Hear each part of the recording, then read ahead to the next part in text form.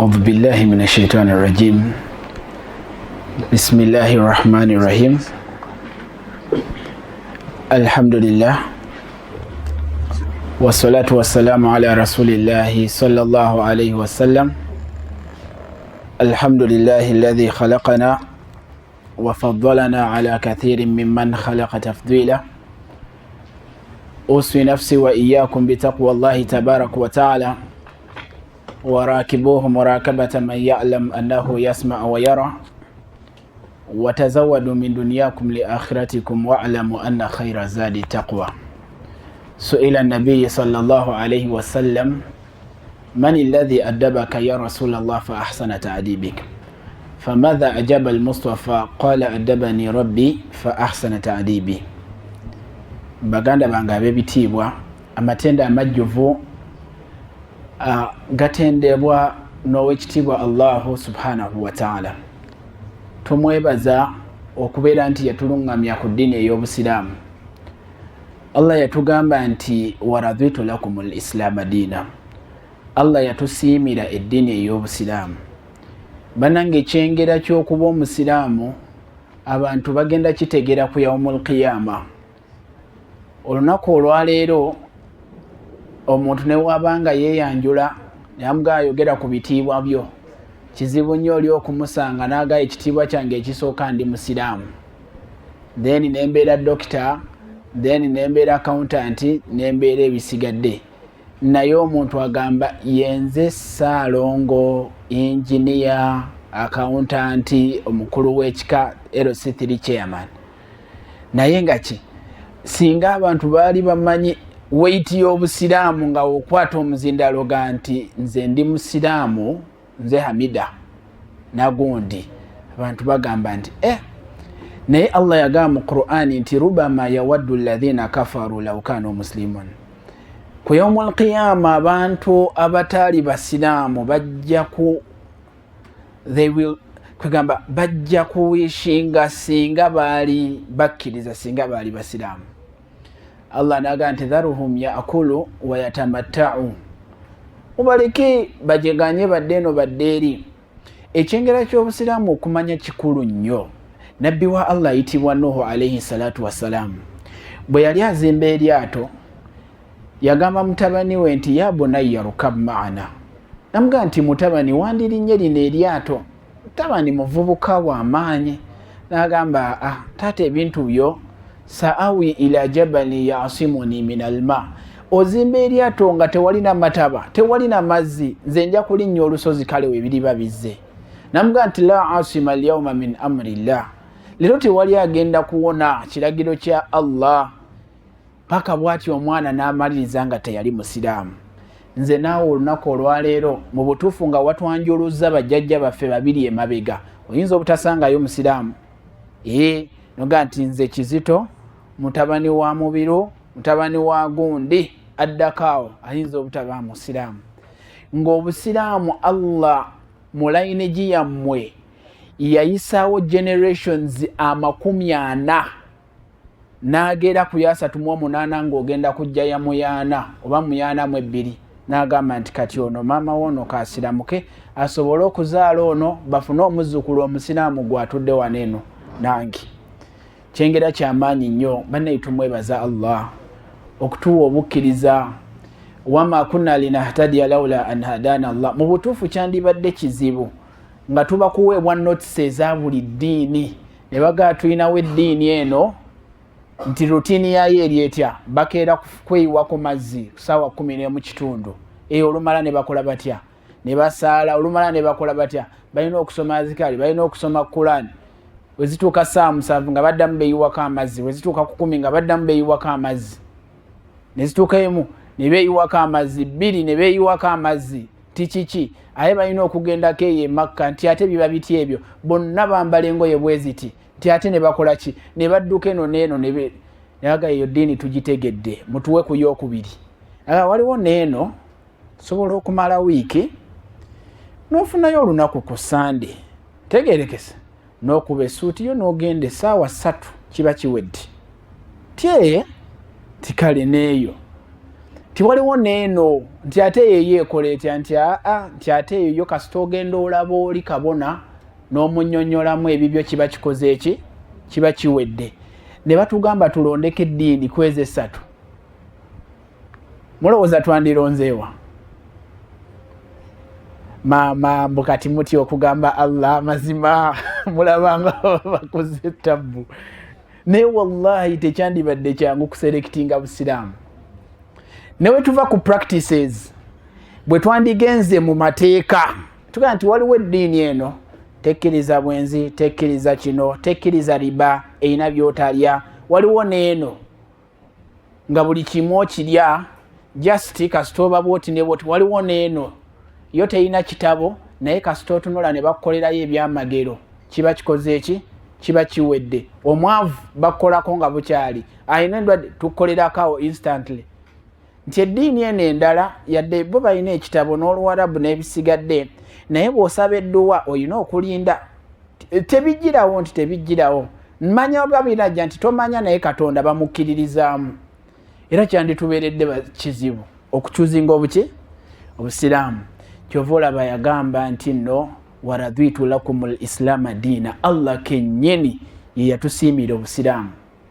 Taata wa Nabbi sallallahu alaihi wasallama, muganda wa taata we Abu Talib, yayagala okusiramuka for all reasons, naye Katonda yali tasiimye omwami oyo abeere musiraamu. Yali ku ndiri ng'agenda kufa. Eno Saidi waliyo abasajja bakulu banne, eno waliyo Nabbi sallallahu alaihi wasallam. Ono amugamba nti siramuka, qul la ilaha illallah. Bweyogera ekigambo kimu nti la ilaha illallah kalimatan, gwewoonaakyogera nze ebisigadde bino byozza oguluba mu bulamu nja kuyimirirawo nsabe Allah akusonyiwe. Musajja oyo n'amutunuulira ng'alaba mazima, n'atunula ku basajja bakulu n'amugamba gwe nno dda ku ebyo eby'omwana. N'agamba nti walaqad alimtu bi anna diina Muhammadin sallallahu alaihi wasallama min khayri al-adyani al-bariyati diina. Nze nkimanyi bulungi nti eddiini y'ono y'eddiini esinga byonna ebiriwo. Laula al-malama, naye bwe ntunulamu social pressure eno, nze nfudde siri musiraamu. Nabbi sallallahu alaihi wasallama kyamuluma nnyo, naye nga bw'atyo Allah bw'asazeewo. Era namugamba nti innaka la tahdi man ahbabta walakinna Allaha yahdi man yasha. Munange bweweekubanga ku muganda wo, weweekubanga ku mwannyoko, neweekuba ku taata wo, ku maama wo, ku ani, mukwano gwo, nomugamba nti munnange ng'amazima gali eno, n'owulira ng'ofiirawo ng'okoze buli kyetaagisa. Waba wabulayo ekigambo eki nti gw'okoze gugwo wama alaina illa albalagul mubin. Hidaya Allah yagigaba. Ate toggwanga mu ssuubi. Abasajja abamu bayingira obusiraamu Nabbi sallallahu alaihi wasallama n'abeera nga yafuna ekitiibwa ky'amaanyi. Nabbi yawanika emikono ng'obusiraamu bunyigiriziddwa nnyo. N'agamba nti Allahumma a'izza al-islam, ayi Allah nkusaba otuweemu reinforcement mu busiraamu. Abasajja batutabukidde bi ahabbi rajulain, nkusaba otuweeyo omu ku baana ababiri. Oidha otuwa Umaru ibn al-Khattab oba otuwa Amru ibn Hisham. Nabbi sallallahu alaihi wasallama n'amugamba nti laqad istabshara ahlu samai bi islami Umar. Tubadde tetukakasa nti ojja, naye musajja gwe woosiramuse, ab'omu ggulu n'ab'omu nsi, ab'omu ggulu bamalayika bonna basanyuse olw'okuba obadde osiramuse. Kati omuntu Allah asobola okugira ne wayita akaseera tuba tuli awo ng'azze teweeraliikiriranga nnyo. Omusajja ayitibwa Abu Jahali yatutabukira, teyali mwangu eri eddiini eno, n'asukka. Kyobalaba tusigala tubagamba gwe olabanga omuntu nga olaba yanogera ddala, gwe musigaze muki mudduwa. Ayi Allah omuntu wange, ayi Allah mukwano gwange. Abu Jahali yakola buli kye yakola nga bwe tumanyi mu busiraamu, naye Allah amala okumujjulula, omutabani eyali ow'ettabbu aba ali eyo ku nnyanja amayengo ne gatabuka. Musajja bamuyita Ikrima amayengo we gatabuka n'akakasa nti Allah yekka yasobola otutaasa. Ikrima ye mutabani wa Abu Jahali. Ikrima bw'ava ku nnyanja ng'embeera etebenkedde nabbi sallallahu alaihi wasallam yalina watudde ne baswahaba n'abagamba nti yatikum ikrimata mu'mina, Ikrima essaawa zino ali mu kubajja naye mukkiriza asiramuse. Ne bamubuuza nti kikyotegeeza, n'abaga nti Ikrima mutabani wa Abu Jahali mulinde essaawa yonna agenda tuuka. Baba bali awo nga yewuyo Ikrima bw'atuuka. Nabbi sallallahu alaihi wasallam n'abagamba baswahaba nti fala tasubbu aba, temuvuma taata wa Ikrima, fa inna sabba almayyit, kubanga okwogerera ebikyamu omuntu eyafa kwegamba yu'dhi alhayyi, kinyiiza ono omulamu aliwo, ate la yablughu almayyit, tekituuka kwoli omufu. Tuli fenna Ikrima najja n'asiramuka, ate n'abeera swahaba mulungi nnyo ng'ate mutabani wa Abu Jahali. Kati Ikrima ne Abu Jahali, Abu Jahali yafa amanyi ndese reinforcement ayongereze ku wennakoma, naye bagenda tuuka ku yaumul qiyama Abu Jahali yeewuunye mutabani ekkubo lye yakwata. Lwaki? Allah w'ekitiibwa aluŋŋamya. Bannayita ogwanga musuubi, bakadde baffe bangi nnyo, ng'omutunulira bw'oti n'ogamba talina lugendo. Togwamu ssuubi, mikwano gyaffe mingi nnyo, mubakoleko daawa, mubateeke mu ddwa, oba oli awo Allah w'ekitiibwa ajja kubeera nti abakolera enteekateeka. Allahumma amin. Twebaza abatesiteesi ab'enteekateeka eno bonna aba corporate Muslims, ate era ne bannaffe abali mu lubu lwa media, Sulhu, Al-Hidaya, bonna olw'omulimu ogw'amaanyi gwe bakola okutuyambako okutuusa ddaawo eno. Olunaku olwaleero tugenda mu kisiibo, era omulamu omukulu gwabaddemu al-isti'daadi li shahri al-karim, shahru Ramadan, okulaba nti tuteekateeka tutya. Naye nnyongera okusooka okubakubira ttooki, olunaku olwaleero we zibanga ennaku z'omwezi 8 omwezi gw'omusanvu oguyitibwa Shaabaani omwaka 1446. Date fenna tugifunye. Tofuluma mu darusu wali eri olinagamba mpozi leero mmeka mu hijiri kalenda, nogamba kansooke nkuweeza Febu. Leero ennaku z'omwezi 8 omwezi ogw'omusanvu mu Busiraamu oguyitibwa ki? Shaaban omwaka 1446. Kiba kitegeeza nti tusigazaayo wakati w'ennaku 21 ku 22 okuyingira omwezi ogwaki? Ogwa Ramadan. Naye mu mwezi gwa Shaaban baswahaba ridwanullahi alaihim bakolanga ki? Awo nno wenjagala tukooneko biidhnillah. Era kansooke mbawe speciality y'omwezi guno ogwa Shaaban. Bw'atuddeeyo twebaza Allah alladhi ja'ala lana mawasimul khairat. Obusiraamu ddiini nteeketeeke nti mu buli mwezi wabaawo ekyenkizo kye weetaaga okumanya. Gw'aba takimanyi gw'aba abulayo okubuuza omuwalimu wo oba shekkati wo nti tuli mu mwezi ogwa Rajabu, tuli mu mwezi ogwa Shaabaani, tuli mu Dhulqaada, guno omwezi Allah njagaza ki? Tuli fenna. Naye Shaabaani mwezi gwa nkizo nnyo.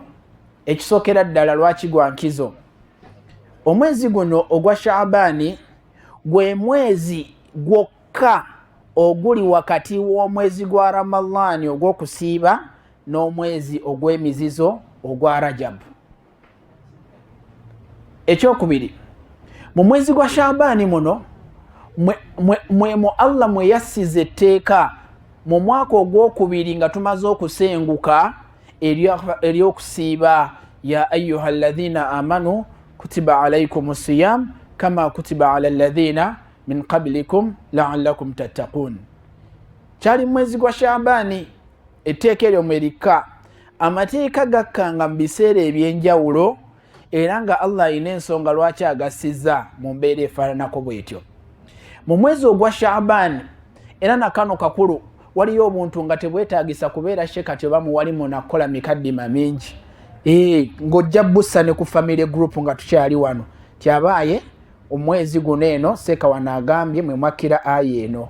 Kirala kyabagambye agambye bannange omwezi gwa Shaabaani gwe mwezi nabbi sallallahu alaihi wasallam we yali mu swala Allah wekitiibwa aya nezikka qad nara taqalluba wajhika fi sama fawalli wajhaka shatra almasjid alharam wa haythu ma kuntum fawallu wujuhakum shatra.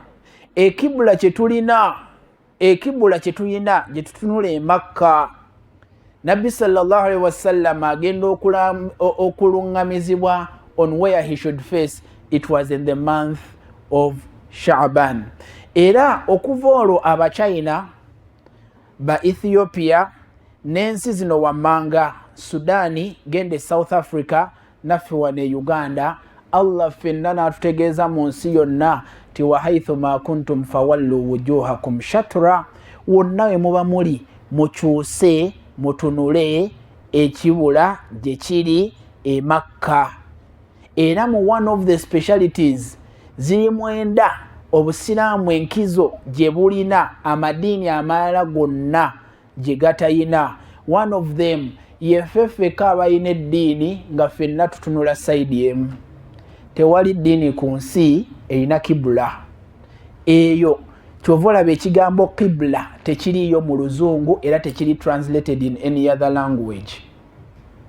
Ako tukategedde kubanga kyajja nga kiri specific ku ddiini eno era neffe abakiina ako abasiraamu mwesimbanga nako. Aya yekka mu mwezi ogwa Shaabani nabbi sallallahu alaihi wasallama fenna ne tubeera nga twatandika okutunula ewali Kaaba biidhnillah paka olunaku olwaleero. Kyova olaba era abalambulayo bakimanyi nti ffenna nayo tubanga twetoolodde Kaaba, ate era ku Kaaba kwokka n'ebitundu awo ebya haramu we wokka lwe tufuna chance abantu nga basobola okukola saako naye nga ya muswala. Tuli ffenna tosobola genda mu muzikiti gwonna n'okola saako ne musigala nga muli mu layini ate mwenna nga mutunudde mu kibula. Ewaffe n'ewasigadde ffenna layini zaffe ejja kuba straight kubanga tuba tuteebedde mu kibula. Naye w'obeera wali ne zilayini muziraba ziba zikoze eki? Zeetoolodde, olw'okuba nti inna awwala baitin wudi'a linnasi lalladhi bibakkata mubaraka. Ffenna tutunulaawo. Tayyib, omuntu yeetegekera atya omwezi guno ogwa Ramadan? Ngenda kuona ku nsonga entonotono biidhnillah ze tujja okujjamu okuyiga kwaffe tubeere nga tugenda nazo.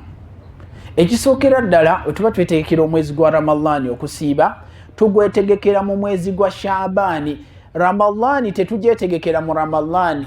Era omuntu atuuka naga nti Sheikh, nga nnaku z'omwezi 2 nga twakayingira ekisiibo, njagala nfune engeri gye nneeteekateeka.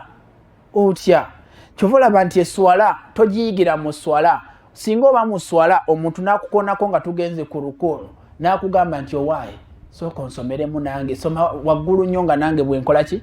Bwempulira nsobole okusoma. Nedda, eddiini tugisoma tetunnagikolerako. Al ilmu qabla al amal. Ibada yonna gy'oyagala ekuwoomere mu busiraamu gwe sooka ogisome, ojja kwanguyirwa ogikola. Naye ogenda olaba nti kebe hijja kebe umra, abantu atuuka eyo n'anoonya ebigambo ebyokwogera nga yataddemu ssente zaali ku tawaafu naye nga tamanyi kyakwogera. Awulira bano bagamba bwe bati, bano bagamba bwe bati, najja atabula ebintu. Tuli ffenna lwakugaana kukola ki? Kusoma. Naye tusookera ddala ne tusoma ne tusaba nnyo Allah atutuuse mu mwezi gwa Ramadan. Kanu yad'una Allaha qailan, abatusookawo basabanga Allah ne bagamba nti Allahumma barik lana fi Rajab wa Sha'ban wa ballighna Ramadan. Ay Allah, tukusaba otuteere emukisa mu mwezi ogwa Rajabu n'ogwa Shaabani, ate ay Allah tukusaba obeere nga otutuusa mu mwezi ogwa Ramadan. Mwezi ogwa Ramadan. Ramadan kigambo kiva mu kigambo Ar-Ramdhu ekitegeeza ebbugumu erikwatiridde. Era omwezi ogwo gwabangamu a lot of heat. Mu kigambo mwezi gwa Ramadan. Kyova olaba nti Allah empeera y'okusiiba yajesigaliza mu mbeera eyo ey'obukalubo naye n'obeera nga tolya tonywa. Naye tusaba nnyo Allah atutuuse mu mwezi ogwa Ramadhaani. Bannange omuntu okutatuuka mu mwezi gwa Ramadhaani abanga amaze resi ya mwaka mulamba nga alina kyagezaako tutuukako, aba agenda okituukako bw'ati Allah n'amutwala. Shahru tauba, omwezi ogulimu okwenenya nga Allah agukkiriza. Nabbi sallallahu alayhi wasallam yagamba nti idha jaa Ramadhan, omwezi gwa Ramadhan we guba guzze nga we tugubulako ennaku nga 22 bwe zityo ekisookera ddala futihat abwabul janna, enzigi z'ejjana Allah aziggulawo, wa ghulliqat abwabun nar, Allah ow'ekitiibwa omuliro ne guggalwa, wa sufidati shayatin, sitaani ne bazikalika ku njegere. Wane wasigadde tuli butoola bwe tuti. Ate n'ekyo kirimu nno definition y'okutinnyonnyola kikye baali bategeeza nti shaitaani zisibwa ku njegere. Tuli ffenna era oli ayinza okwewanirako naga ndi nze seeka siriiko ebyo bya shaitaani kusibwa, nze nga nnayagadde okuvuma ne mu Ramadhaani nkuweerako. Okitegeera agezaako okulaga nti ye shaitaani taliiko ebyo. Naye tusaba nnyo Allah mu mwezi guno eno abeere nga tutuusa mu mwezi gwa Ramadhaani. Bannange oba osubiddwa nnyo okubanga tumaze omwaka mulamba akawuzi kagenda okwetooloola bwe gutibe pa nga tonnayingira mu mwezi gwa Ramadhaani, Allah n'akujjulula. Saba Allah w'ekitiibwa atuyingize mu mwezi ogwa Ramadhaani. Ekimu ku birabo by'essaakoonyeeko mu mwezi ogwa Sha'ban, hadithi ya Aisha radiyallahu anha agamba nti Nabbi sallallahu alayhi wasallam kana yalinga ayitiriza okusinga mu myezi gyonna ng'oggyeko omwezi gwa Ramadhaani. Omwezi omulala gwe yasiibirangamu ennyo gwe mwezi guno gwe tulimu ogwa Sha'ban. Omwezi gwaki? Gwa Sha'ban. So al-isti'dad li shahri Ramadhaani, okuteekera Ramadhaani, yitiriza nnyo okusiiba. Yitiriza nnyo okusiiba, ennaku za sunna tezikuyitako. Lwaki? Kubanga kyali kyankizo nnyo okusiiba mu mwezi ogwaki? Ogwa Sha'ban. Naam. Allah waba akusaasidde ng'ozze osiiba Monday lwakuna ennaku enjeru ffenna mu mwezi guno eno ogwa Sha'ban tezandituyiseeko. Lwaki? Kubanga okusiiba mu mwezi gwa Sha'ban kigambo kyankizo nnyo biidhnillah. Ekyokubiri mu bye tukola nga twetegekera omwezi gwa Ramadhan, walitukmilu al-idda, bannange okujjuza ennaku zaffe ze twalyamu mwezi gwa Ramadhaani ogwayita. Abantu abamu atuuka nga wabulayo ennaku 4 n'akuba essimu n'aseeka n'alyamu ennaku 6 namulwa ntya. Allah muwe ku sunna ze mbadde nsiiba abale twegatte bwe tutyo la. Nga tukyayina ekiseera kati mu Ramadhaani omuntu asobola okulyamu olw'ensonga yonna etegeerekeka. Mathalan, faman kana minkum maridan aw ala safarin fa'iddatun min ayamin ukhar, omuntu yenna abadde mulwadde oba muntu abadde mutambuze ku lugendo n'ebirala ebifaananako weebityo alina okulyamu kale bw'abanga embeera efaananye bwetyo. Naye okuzzaawo ennaku ze twalya mu Ramadhaani tukikola mu guno omwezi mu buno obudde. Naye abantu baagala nnyo okulundira ku lukomera, simu abatudde wano n'alinda omwezi gwa Ramadhaani nga ddala guyingidde bwe guti wabulayo ennaku 3 n'alyoka agamba bannange empedde nze nalyamu wiiki nnamba. Mwabali wano eno mulina akakisa nti tubagambiddewo nga wakyabula ennaku ng'ameka? 2. Ogende ng'olondamu ennaku ogambe nti nno ennaku ze nalyamu mu Ramadhaani nzisasudde nzisiibe. Oleme kubeera musiraamu munafu nnyo agenda okugamba nti ayi Allah kakati nalyamu ennaku 4 naye nkusaba oggyeyo ennaku zange ze nasiiba mu mwezi gwa Muharramu zibale nga Ramadhaani. Ebyo oba okola biki mu ddiini eno? Tuli ffenna. So okujjuza ennaku ze twalya mu mwezi gwaki? Gwa Ramadhaani. Ensonga ey'okusatu, Allah w'ekitiibwa yatukubiriza nnyo okusoma ku ibaada yonna nga tenakolebwa. Kyava tugamba nti fasalu ahla dhikri in kuntum la ta'lamun, ask the scholars where you are short of knowledge. Bannange ebikwatagana ku kusiiba tubisoba mu mwezi gwa Sha'baani. si mu mwezi gwa Ramadhani. Mu mwezi gwa Ramadhani abatestes munasonyiwa n'abawalimu abalala ku mizikiti tutera okuba nnyo n'eddalasa nnyingi mwezi gwaki gwa Ramadhani ng'ate tuli mu mwezi gwa Ramadhani mu kisiibo mwe tusomeseza ebitto okusiiba naye ng'abantu batandise dda okutta okusiiba. Kati tulina okusoma ebikwatagana ku mwezi gwa Ramadhani nga tetunayingira mwezi gwaki gwa Ramadhani. Kyova olaba abanyabamu bayimirizanga n'edduruusu zaabwe ng'omwezi gwa Ramadhani gutuuse naye omuntu aba wakati mu ddaaku ssaawa 11:40 n'agamba seeka sooka onsomese ku ddaaku kubanga njikutte ampulira ng'omwaziinaako n'okumizindaalo simanyi kiddako naye mpisaayisaamu awo ntaasa. Ayagala asome ebikwatagana ku ddaaku ng'ali ku ddaaku ate eri gye ggwerako. Ebibuuzo ebikwatagana ku kusiiba tubibuuze nga tetunayingira kisiibo. Ennamula ez'enjawulo ezikwatagana ku kusiiba wemba mukyala mba mmalako olunaku saazingidde 12:40 Allah nangerera nenyingira mu nsonga zange seeka nnamulwa ntya bwe sisiibuluka mu ddakiika ezi5 seeka nnamulwa ntya olunaku lwange lubala lutya seeka munnange wembanga ndi mukyala ayonsa ensiiba yange ebeetya mu mwezi ogwa Ramadhani wemba nina injectables zenfuna ndabulwa ntya naye omuntu akubira essimu nga n'omusawo akutta empiso bw'ati agenda gimukuba lindako sheikh ndi waneeno mu ddwaliro bagenda tugema wonaagisembeza tulamulwa tutya naye ng'ekyo walina kimanya before Ramadhani oyingira omwezi gwa Ramadhani nga yirimu okola ki ogiina. Nga bwe mmala bagambye nti bannange tosobola kusoma bikwatagana ku swala ng'oli wakati muki mu swala olina akuba takbir Allahu akbar swala ya dhuhuri agenda obbawulira mulina bye musoma n'agamba nti soma nnyo nange ngegenye soma nnyo situla ku ddoboozi musiraamu naawe yagaliza enda okulaba nga tekikola ki tekijja. N'okusoma ebikwatagana ku Ramadhani baganda bange bannyinaze tusoma nnyo ebikwatagana ku Ramadhani mu mwezi gwa Ramadhani.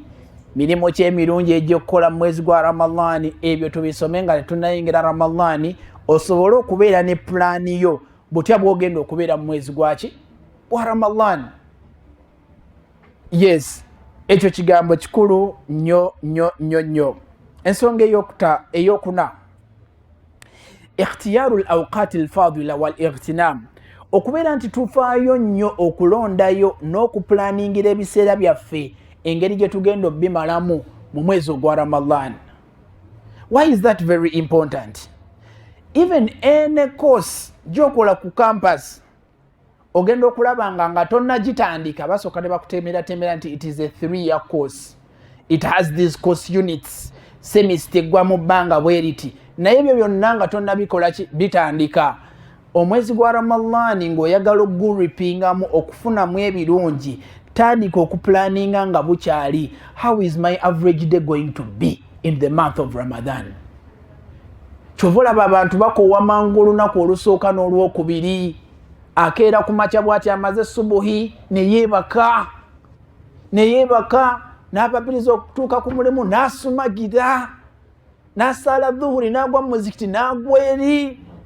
We batuuka mu itikaafu bazze mu ibada olw'okuba teyapulaninga itikaafu yange ey'omwaka 1446. How is it going to be different from the previous year? Okupulaninga ebiseera byaffe ne tulaba we tugenda obikozesa mu mwezi ogwa Ramadhan. Banna ekintu ekyo kikulu nnyo.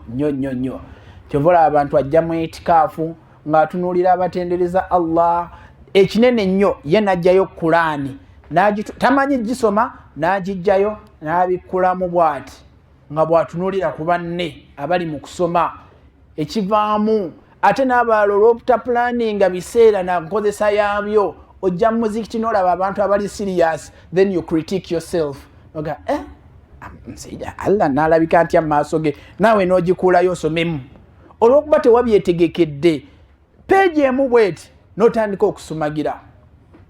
abantu tebamanyi kupulaningira biseera byabwe mu mwezi ogwa Ramadan. Kyova olaba nti ayimirira mu talawiya nakesooka nagweri asumagira afuuse tabbu boogera mu muzikiti. Wekituuka ku bakyala abatali wano, la ilaha illallah, n'ogenda ku muzikiti n'omala ebbanga ddene nnyo emabega mu layini ng'otudde okusinga ebbanga ly'omala ng'oyimiridde osadde. Subhanallah, what a generation. Eyatali simu abatudde wano bali be mwaleseeyo, naye kibi nnyo okugenda n'omala obudde obusinga obungi ng'obumazaawo. Kyobola abantu bagenda mu itikaafu ne beebakirayo ne bakuba otulo ne bakeera ku makya n'agamba nti naam twavudde mu itikaafu ekansanga leero tusulawa. Nolaba ng'omuntu enneeteekateeka ye ey'otulo eri greater than enneeteekateeka ye eya ibadat. Bannange, okuteekateeka ebiseera n'engeri gye tugenda obikolesaamu mu mwezi gwa Ramadan kigambo kikulu nnyo. Have your schedule bi'idhnillah. Let's begin thinking about it deeply.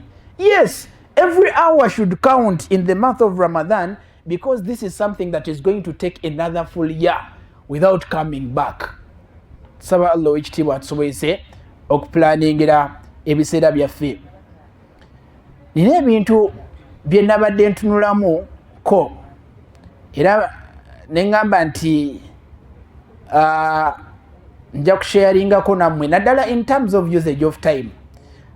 I'll divulge a little bit, but it's important for us to be aware of these facts.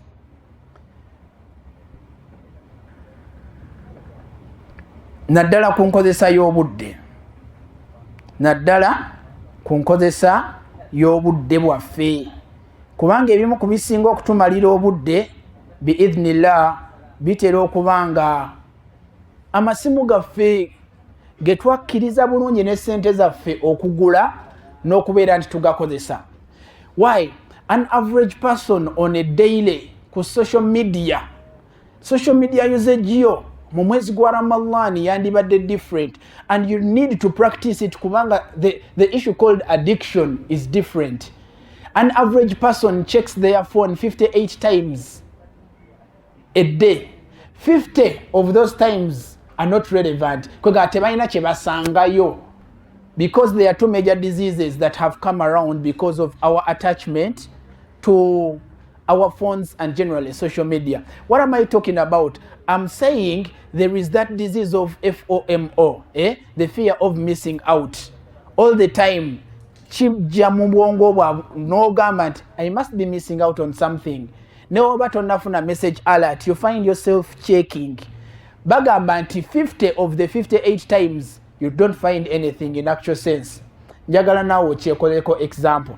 Oba buli wojjayo essimu bwoti oyina ddala ng'oyina ky'osanga ky'osubiddwa.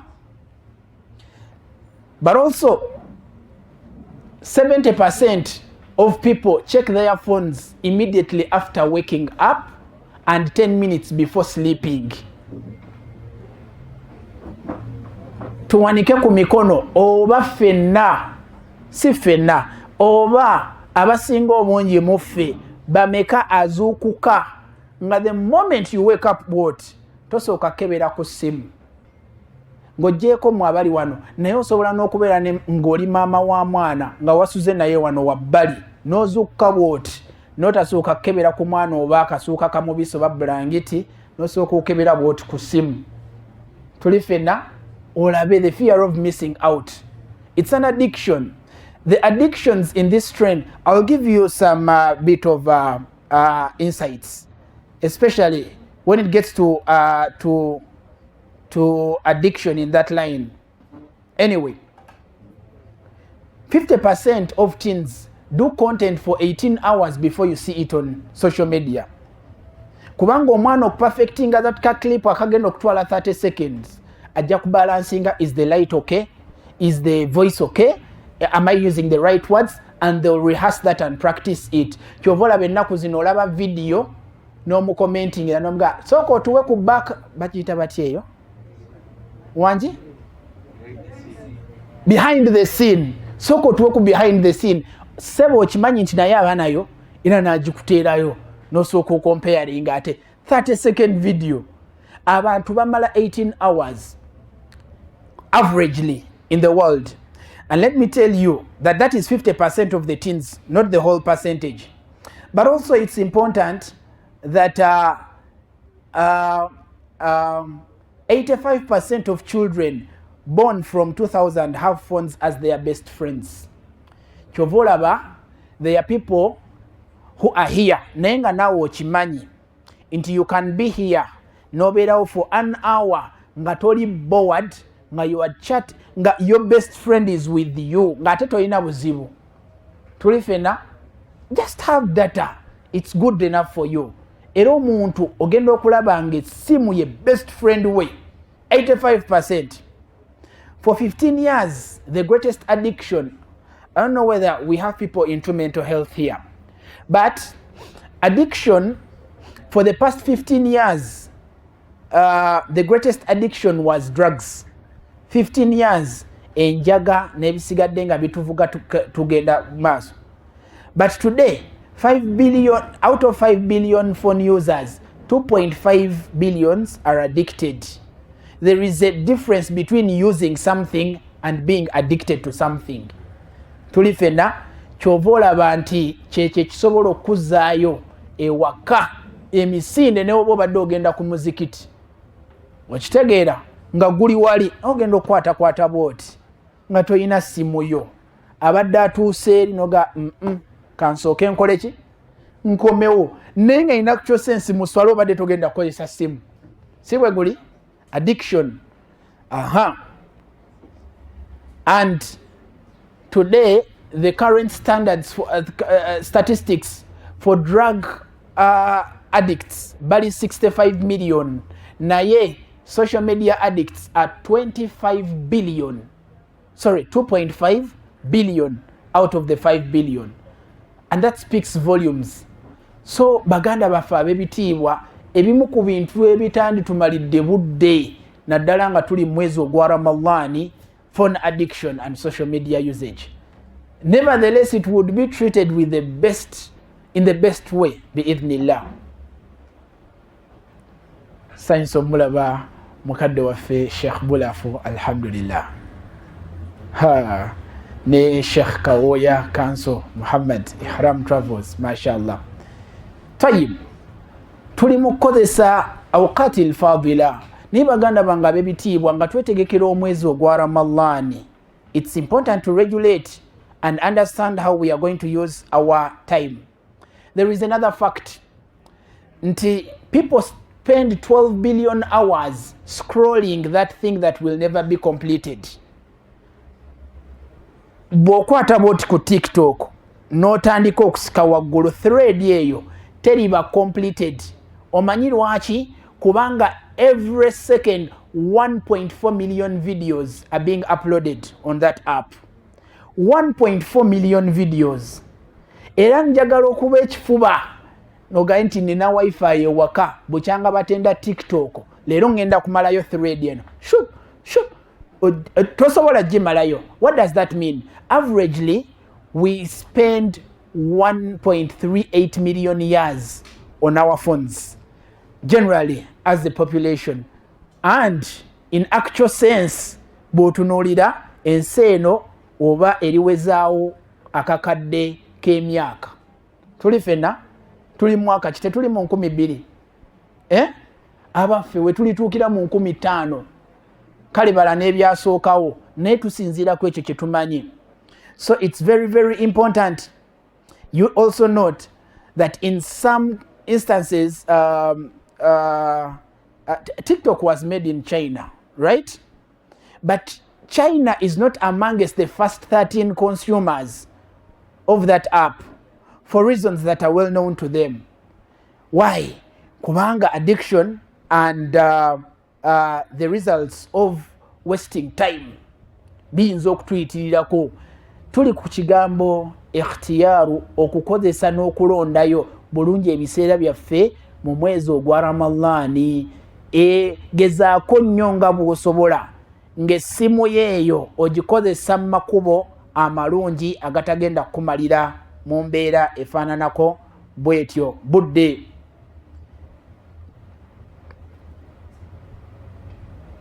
oli ayinza ogamba seeka nze wallahi kati nja kwegereza social media naye kale kampulirizeeko ku buyimba obuseneekerevu mwezi gwa Ramadhaani buno ntwalirize ku kiki ku kisiibo kati tooko otunulire the greatest population is of youth but 2.5 hours on a daily is the average statistics abaana kwe bakozeseza oba kwe bawuliriza on average those songs but rap has 90% of nudity and obscene words right kyokka nga abasinga obungi mu nsi gwe genda okole Google ogambe music kika kyasinga okuwulirizibwa kubanga rap music buli nsi eyina barapa gwe mbulirayo ne betwali tetumanyi nti banaasobola okurapinga abakongo nabo balina barapa olunaku olwaleero but 90% of the words era osanga omwana mu kyalo ng'ayimba oluyimba lwa arakeri obanga akuba rap ya shagi kati mbalaba mugamba seeka oli mwononefu nnyo mwama mulinganga Jibrilu be yaseeka eggulu these are facts that you know naye ng'ebigambo byakozesa bibi noga nti wallahi nedda nze nja kunoonyayo rap ezirimu ekigambo God ebimu ng'era tebikwatagana na kigambo akida seeka bulafu omuvubuka omu yagamba nti so amazing how this world was made I wonder if God is a woman. Put that statement on a scale mu aqida. I wonder if God is a woman. Omulala najja agamba olabika osinga emmotoka kale mukama. Njagala ovunule statements ezo olabika osinga emmotoka kale mukama. Kigambo ekyo kitegeeza nti alabika nga agisinga naye takola ki? Tagisinga. Era oli ajja gamba nti kati nze byonna mbivuddeko kanneekwate kadongo kamu naawe oyinza okukolereyo ensobi mu akida singa mmanyi Katonda gya huwa al-khaliqu naye n'osanga omusiraamu nga agamba nti wallahi seeka byonna tebirina buzibu just mukisusa just mukola ki mukisusa 2 out of 5 drivers are always scrolling their phones while driving. Ataawo era naffe twekubemu ttooki bwe tambula butambuzi bwoti otuuke mu jaamu otunule mu ddinisa olabe abali mu taxi otunuleko n'eno sayidi ojja kulaba abasinga obungi nga ffenna tuli botya butoola n'amasimu gaffe and it is said that 1 out of every 5 accidents are arising out of phone usage. Why? There is an addiction that etagenda tusomesa butya bwe tugivaako. It is going to take our synergies and energies to make sure that we try to regulate ourselves with that phone addiction. And this cuts across. Newogamba nti wallahi nze ndi ku content wa busiraamu gwe nkola biki. Ultimately, and you are doing a good thing, mashallah. Naye ate abagenze mu nudity ne obscenity. Artificial intelligence will generate the algorithm that favors whatever you have been watching in the past. Era ojja kwesanga ng'ebyo byokola ki byolaba.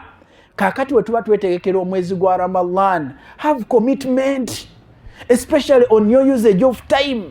Essimu tuli ffenna awo olyoke ogoberere ebirala biidhnillah. Naye baganda bange ab'ebitiibwa ensonga eddirira esembayo bwe tuba twetegekera omwezi ogwa Ramadan ejtinaabul maasi bannanga okwewala n'okufuna commitment okuva ku mazambi ezambi teriviikako kyova olaba abantu abamu mu Ramadan olunaku oluseeko olwo batera oddutta tuli ffenna lwansonga seeka bannaye nkutte mugundi nkoze bwenti mbadde nkoze kino ndi ntya mu kisiibo mwezi ogwa Ramadan nga tegunnatuuka twogedde sofa ensonga 6 weewale tandika okwewaza omwoyo gwo okuba nti guli glued to mazambi amazambi bwe gatuuka gafuuka part of you era Allah agamba nti kalla bal rana ala qulubihim ma kanu yaksibun. Nabbi yagamba sallallahu alayhi wasallam innal abda idha akhta'a omuddu wakola ensobi nukitat fi qalbihi nuktatan sauda atonyezebwa akatonyeza akabulaka ku mutima gwe fa idha ada zida fi kwegamba buli wayongera n'akifuula embeera ye n'akyongera bweyongera hatta ta'alu qalbahu paka bwe batuuka ng'emitima gyabwe qulubuhum muswadda ng'emitima jaddugala kyaga nti kalla bal ra'ana ala qulubihim okujjako envumba eyo banaye amazambi okutandika mu mwezi gwa Shaaban noga tugenda mu Ramadhani kino leka nkiveeko biyinza okuzibuwalira naye olina okuteekateeka nabadde nzija mukwano gwange omu Sheikh Muhammad Kawoyoyo nga nsharingirako n'agamba nti bannabbi ba Allah okubataasa bayina embeera omudawama gwe baali beemanyizizza Allah w'ekitiibwa yagamba nabbi omu n'agamba nti inna wajadnahu swabira twamusanga nga mu mbeera ze yali mugumiikiriza kuva dda nabbi omulala Allah n'amwogerako n'agamba nti innahu kana swadiqal wa'di kuva dda yali wa mazima stories abo bannabbi Allah abanyumyako nga waliwo incidents ezigwawo naye n'aleeta accolade ekwatagana ku their past life innahu kana siddiqan nabiyya oyo yali nabbi wange ng'okuva dda nga wa mazima togamba nti nze Ramadhani wengendo kyusiza wetaaga okubanga okitadde part of your life ne kibeera mu bulamu bwo banaye omwezi gwa Ramadhani gujja omulundi gumu ekisemberayo ddala teekateeka your projection. How are you going to al-infaq fi sabilillah okuwaayo mu kkubo lya Allah? What's your plan? What's your financial plan? Abaddu bakuba plan n'agamba nti plan yange ya Ramadhani kandabe ngenda kusiibulukiranga gindi siibulukirenga n'egindi nga tonnabala wajja ogenda kusiibulukuka ogenda kusiibulula ani mu mwezi gwa Ramadhani?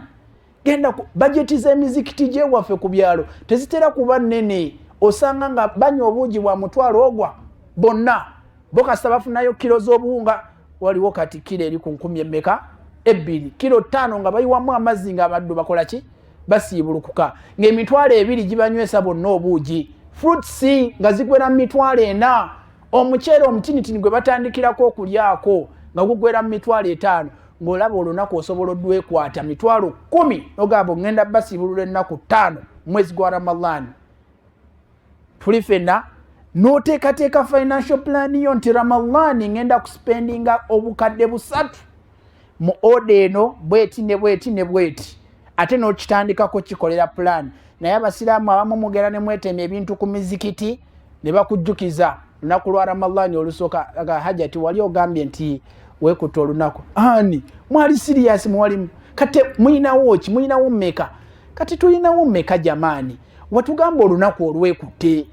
Didn't you plan? What is your financial plan for the month of Ramadan? We have 20 days to go. Sit down okube mu budget biidhnillah olabe kiki kyengenda okuspendingako kubanga muzimu ku sadaka ezisinga obulungi as-sadaqa fi shahril karim okusaddaka mu mwezi gwa Ramadhani bako n'omuzikiti gwe weekwata obagambe ezo ennaku ezisembayo 10 ezo temukwata ku fruits awo wenneekutte. Tuli fenna mu mbeera yo ng'omukyala anoga nti nze neekutte kino biiru z'amasannyalaze n'amazzi mu mwezi gwa Ramadhani zibeera waggulu ate kirungi nti amasannyalaze g'omuzikiti tegatera kuba expensive. Lwaki bagaakisa mataala nakwaziina okimanyi nti n'emitwalo 2 gy'okutte n'ogamba nti imaamu ku Ramadhani mundekere biiru y'amasannyalaze gikolera ekigambo kinene nnyo maaso gani ga Allah naye n'otuuka ku Ramadhani butuufu noyagala osaddaaka naye nga tewakiplaninga naawe beera strategic mukadde omwekwate ogambe futaali ya mukadde eyo yonji it's on me mu mwezi ogwa Ramadhani biidhnillah. What is your financial plan? Ate nammwe we muba muwaayo nga mukola financial plan mwezi gwa Ramadhani temuwaayo bintu nga nammwe walastum bi akhidhihi illa an tughmidhu fihi. Omuntu agamba nti ngenda bawa enva za Ramadhani n'akwata mu dduuka kawaatajja wamwe mwali mumufumbyeko nafumbako kawe ennaku 2 nga tajja ate nga mufumbira ku koiro la ilaha illallah nozaayo kilo kati naawe n'obala ng'omusiraamu n'owa abasiraamu kawaatajja mwezi gwa Ramadan bakeera omufumba ku subwi ne baleeta enku wabawa oli wali otudde katebe.